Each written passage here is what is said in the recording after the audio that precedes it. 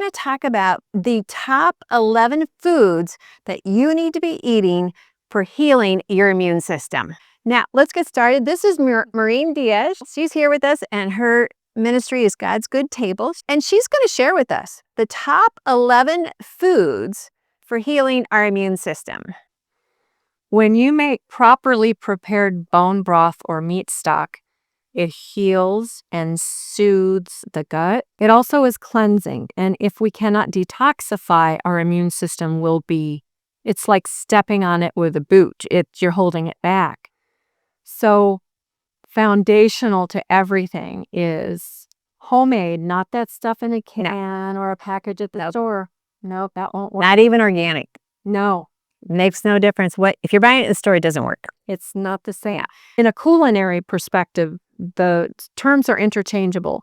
But just to clarify, meat stock is when you're taking meaty bones or, say, a whole chicken, and you are adding vegetables and herbs, and you're putting it in the pot. I always add a splash of vinegar or lemon juice because it helps to break down with the acidity. It breaks down cartilage, connective tissue, and makes the proteins more available.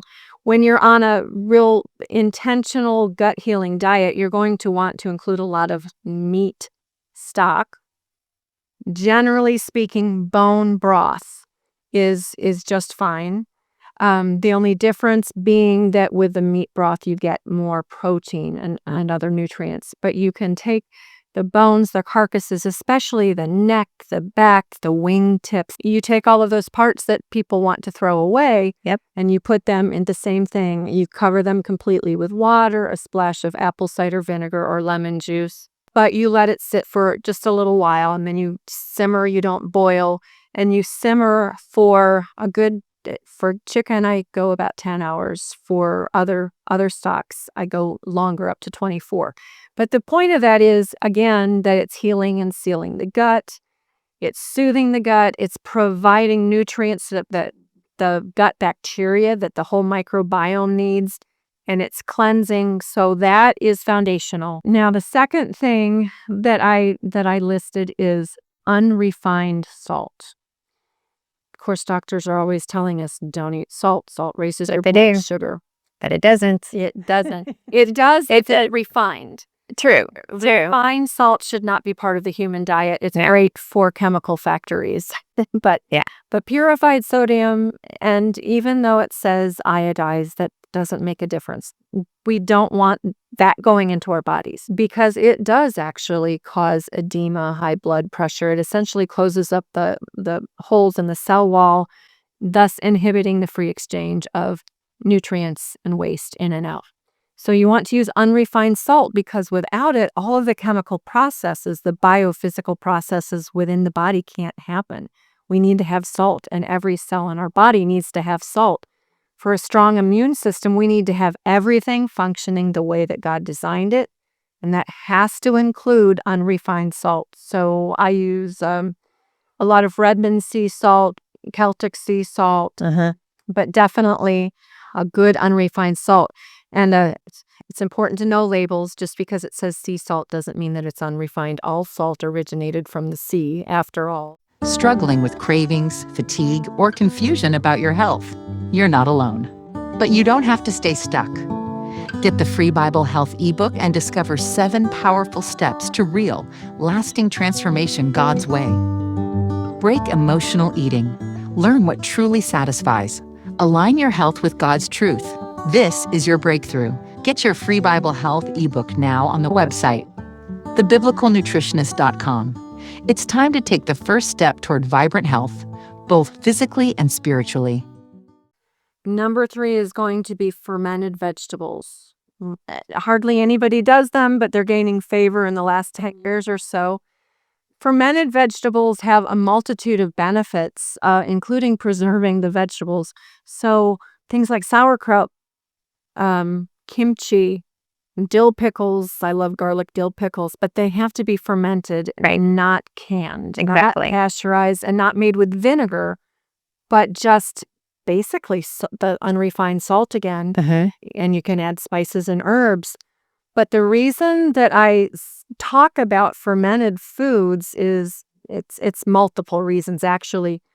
For instance, when you take just a head of cabbage and you slice it up and you mix your unrefined salt and you squeeze it and pack it down into a jar and you let it sit for a week or so at room temperature, an absolute explosion of nutrients happens. Vitamin C, which of course we've understood for a long time and important for the immune system, vitamin C increases by as much as 200%. Yeah. Incredible. It is incredible. So you're getting one of your best sources of vitamin C. And as a matter of fact, centuries ago, there were ships voyaging across oceans for a variety of purposes, and the men on a ship, sometimes women, usually men, would spend as much as 3 or 4 months at a time out to sea. So all of their food had to be loaded to that ship in barrels. Yep. And a very obvious thing to pack was sauerkraut.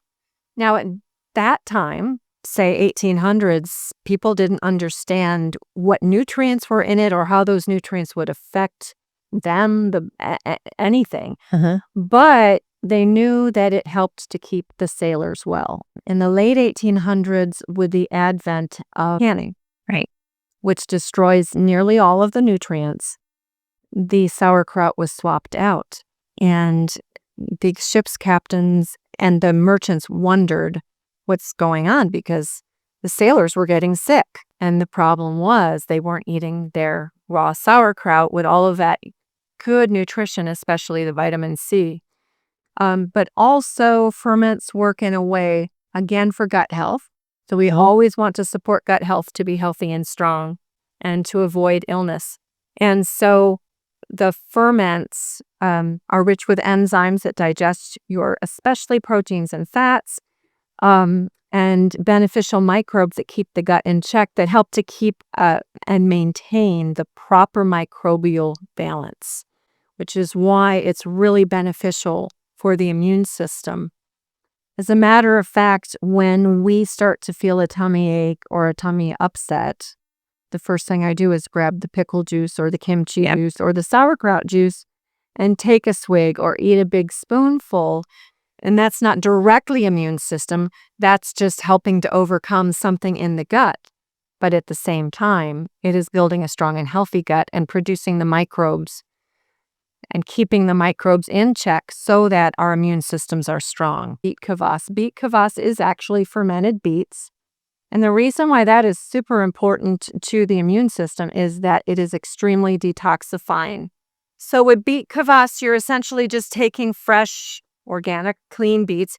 You're dicing them not too small, and you're packing them into a jar. I like to add smashed cloves of garlic because garlic is one of the absolute best things. Yes. Especially when they're roasted or fermented. Then the potency increases exponentially.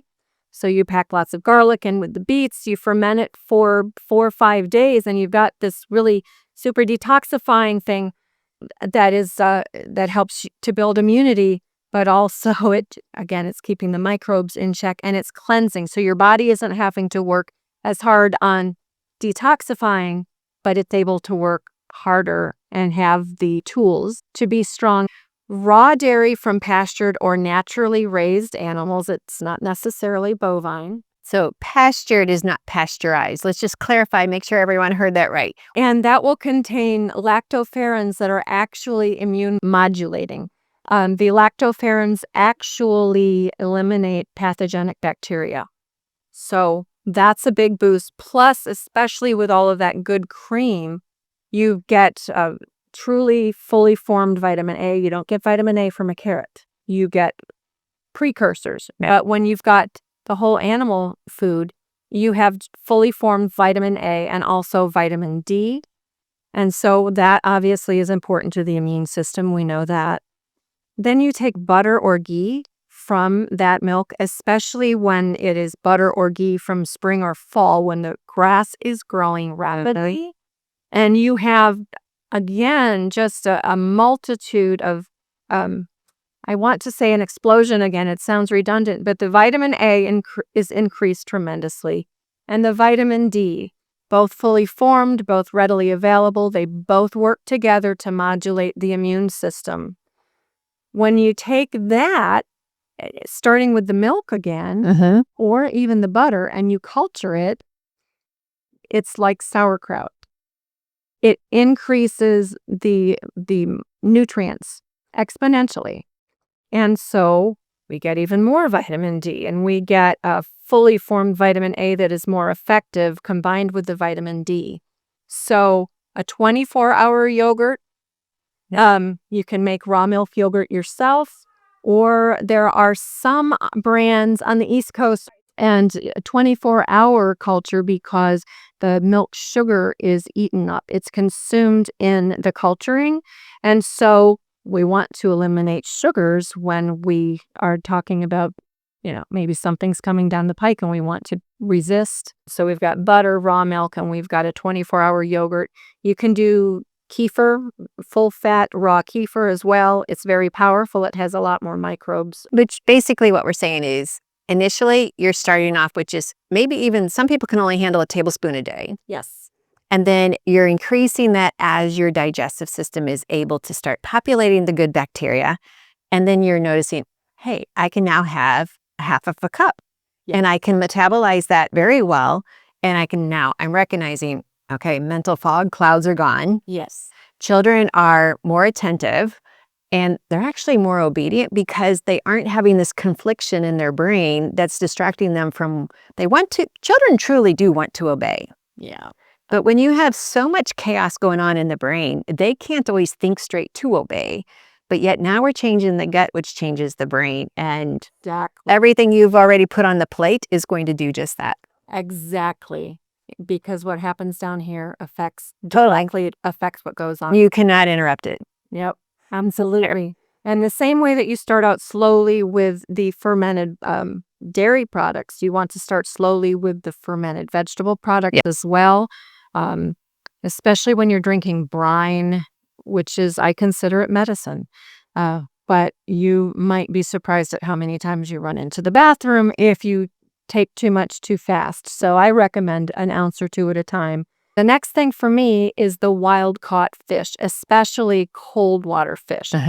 Cold water because it is much cleaner typically than warmer waters where a lot of toxins tend to collect. So cold water fish like salmon and cod and halibut, they'll contain a lot of zinc and iodine, both of which are very important for the immune system and immune system modulation. And it tastes good. And then you serve it with butter or ghee from your grass-fed cows, and you chase it with a little bit of sauerkraut. And hey, it still assists, and you've got a great thing going. Grains can be good, but they need to be organic and they should be sprouted. And then they do help to support with nutrients that are only available in grains like rice and old-fashioned grains like spelt and einkorn and emmer. But you do want to sprout or I just say ferment them, like sourdough bread, for instance, and then serve it again with what are we putting on it? Oh, the butter and the ghee. I mean, pasture raised butter and ghee. So definitely. And some of those nutrients are going to feed the gut microbes. So it's lower on my list, but it is part of keeping every part of you clean and healthy so that your immune system can work properly. So we get different nutrients from different food groups, which is why I always say don't totally eliminate long-term any food group.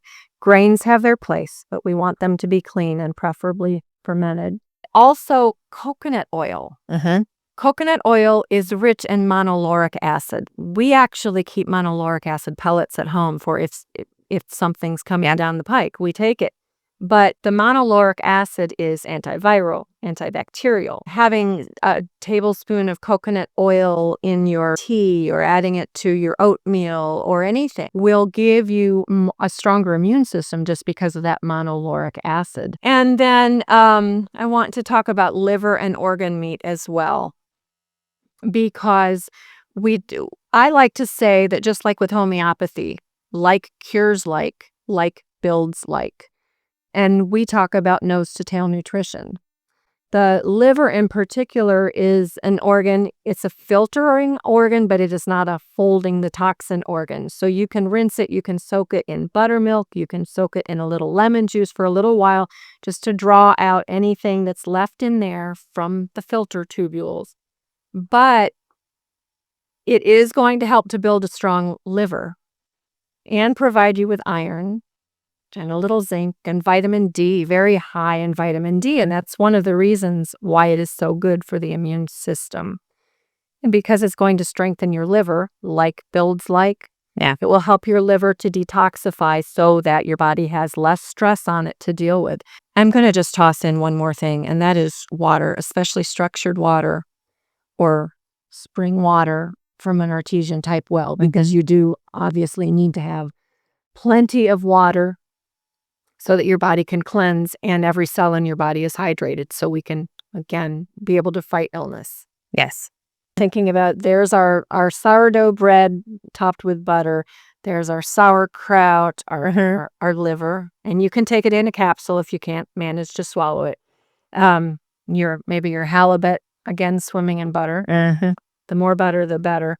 And you just combine all of these things and you're really doing your body a favor and helping to fight off disease. And it's going to taste delicious too. It is. And what I like most is that the more the plate represents foods that God gifted us with, the more we're going to be able to just take that plate and say, Lord, this is thanks to you and for giving me the blessing of the healing that He does still do today. And we can just say, Lord, I'm doing this in honor of you. Yeah. And the more we can teach our family about the foods, and I'll even take it the next step is like, okay, the different foods in scripture and how we can relate to them, and Jesus in the fish and Jesus in the bread. And we have to keep the stories at the dinner table coming back to what God is doing in our lives. Those are children that are not going to walk away from faith because they've seen it, they've tasted it, and they know that God is true. God is alive. He heals today like He did in years past, and He's coming back again, and we get to experience that. Please hit the like, subscribe, and the bell so we can stay connected, and so we've got a lot more content to share with you, and I want to thank you for being a part of this family. And remember, God loves you. He created you for a purpose. He created you just like you were when you were born. He's loved you from the moment of conception. He has a purpose for your life. And He's waiting for you to just talk to Him. So thanks for joining us. Struggling with cravings, fatigue, or confusion about your health? You're not alone. But you don't have to stay stuck. Get the free Bible Health ebook and discover 7 powerful steps to real, lasting transformation God's way. Break emotional eating. Learn what truly satisfies. Align your health with God's truth. This is your breakthrough. Get your free Bible Health ebook now on the website, thebiblicalnutritionist.com. It's time to take the first step toward vibrant health, both physically and spiritually.